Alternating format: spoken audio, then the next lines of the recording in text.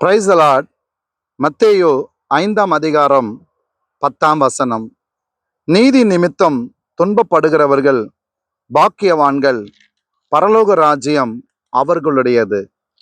நீதி நிமித்தம் துன்பப்படுகிறவர்கள் பாக்கியவான்கள், பரலோக ராஜ்யம் அவர்களுடையது. இந்த நாளில் நாம் பரலோக ராஜ்யத்துக்கு சொந்தக்காரர்களாக கர்த்தர் உங்களை என்னையும் இந்த பூமியில சில காலம் வைத்திருக்கிறார். இந்த உலகத்துல நான் வாழ்கிற வாழ்க்கை தற்காலிகமானது. இந்த பூமியில நமக்குரியவைகள் எல்லாமே நிரந்தரமானவைகள் அல்ல. இந்த சிந்தனையோடு ஒவ்வொரு நாளும் நம்முடைய வாழ்க்கையில நாம் முன்னோக்கி செல்ல வேண்டும்.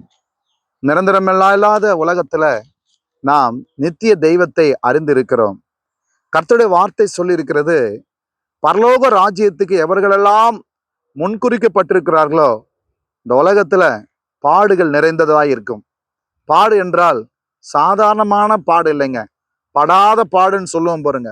சொல் வழக்கத்துல படாத பாடுபட்டேன்னு. கிறிஸ்தவ வாழ்க்கையில தேவ பிள்ளைகளுக்கு இதுல ஒரு வேதத்தின் அடிப்படையிலான ஒரு தெளிவு வேண்டும். The Christian life is the life of persecution with God's presence.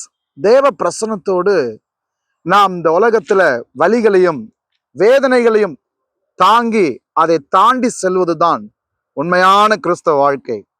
இதுதான் ஆண்டவராகிய இயேசு கிறிஸ்து லூக்கா புஸ்தகம் 6ஆம் அதிகாரம் 22வது வசனத்துல அவர் சொல்லும்போது, என்ன மனுஷகுமாரனின் நிமித்தமாக ஜனங்கள் உங்களை பகைத்து உங்களை புறம்பாக்கி உங்களை நிந்தித்து உங்கள் நாமத்தை பொல்லாததென்று தள்ளிவிடும் போது நீங்கள் பாக்கியவான்களா இருப்பீர்கள் என்று சொல்லியிருக்கிறார்.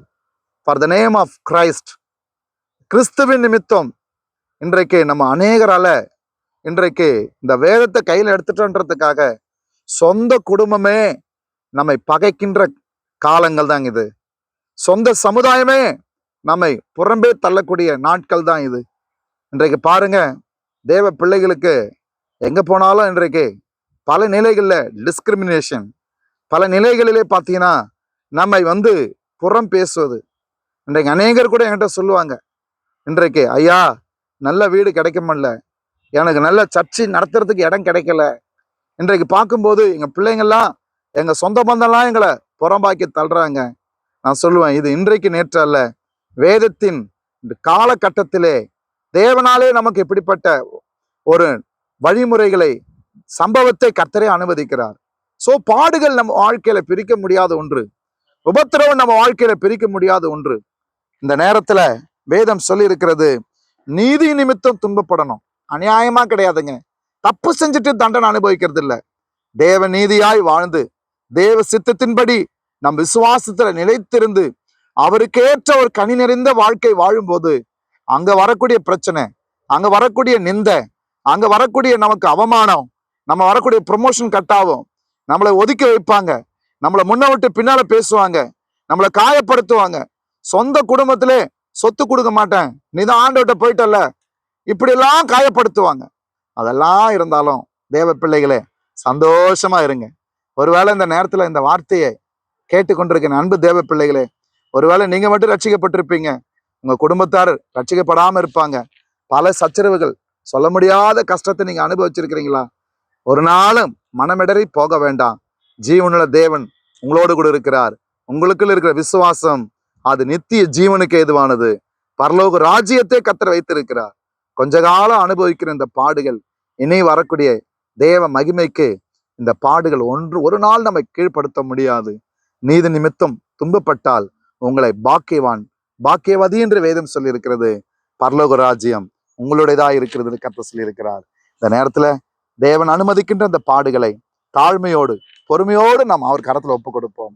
தேவனே, இந்த காலை நேரத்துல ஆண்டவருடைய பிரசன்னத்துல நிரப்புவார். ஜோமனோமா, நல்ல பிதாவே, இந்த நேரத்துல நீர் கொடுத்த இந்த வார்த்தைக்காக ஸ்தோத்திரம்.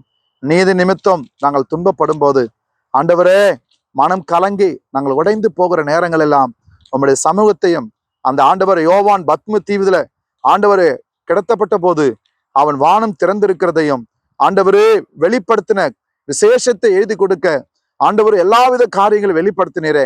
பாடுகள் உபத்திரவங்கள் தான் எங்களுக்கு அது பரலோகத்தின் வெளிப்பாடா இருப்பதற்காக ஸ்தோத்திரம். இந்த நேரத்துல பாடுகளை சந்தித்துக் கொண்டிருக்கிற ஒவ்வொரு தேவ பிள்ளைகளையும் தொடும்படி ஜெபிக்கிறேன். பரலோக ராஜ்யத்தை அவர்களுக்கு வெளிப்படுத்தும்படி ஜெபிக்கிறேன். ஆசீர்வதியும். இயேசுவின் நாமத்தில் பிதாவே. ஆமென். God bless you.